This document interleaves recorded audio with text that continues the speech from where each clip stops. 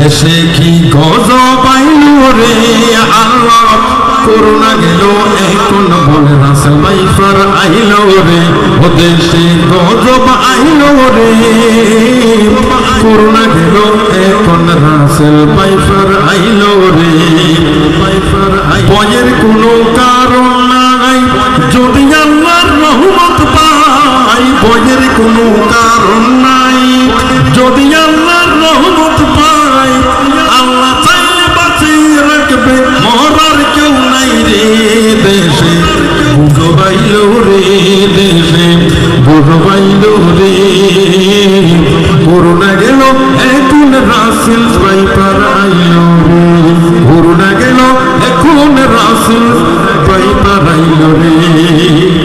এই সাপে যদি কামড়ালে পাই বাঁচার সুযোগ নাই, প্রাণী বিজ্ঞানীরা এই কথাটা বলে যায়।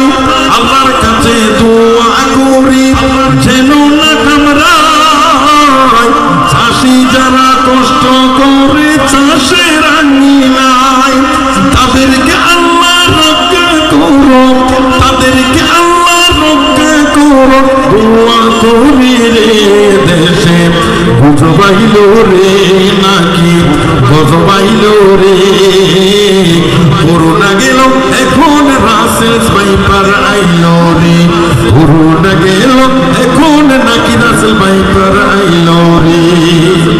সাপে তবে মানুষ তো পাই খেতে পারে না, সতর্ক থাকা দরকার আছে আমরা বুঝি না, ঠিক না? সতর্ক থাকার দরকার আছে আমরা বুঝি না। তবে এই রাসেল ভাইপার আল্লাহ পাঠাইল, আল্লাহ তারে বলে দিল রে, ইমানদার যারা তাদের আল্লাহ রক্ষা করো রে, নাকি গুজব হইল রে, ও নাকি গজব আইল রে।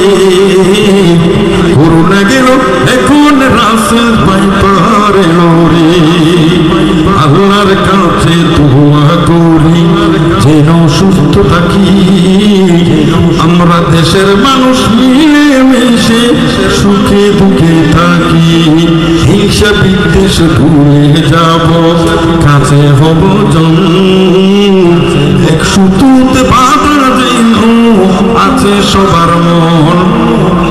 এক এলাকায় আমরা থাকি ভেদাভেদ ভুলিয়া, সবই যেন এইভাবে সহ্য করিয়া, আবার সহ্যের ধৈর্যের সীমানাটা, সহ্য ধৈর্যের সীমানার পরীক্ষা আইল রে।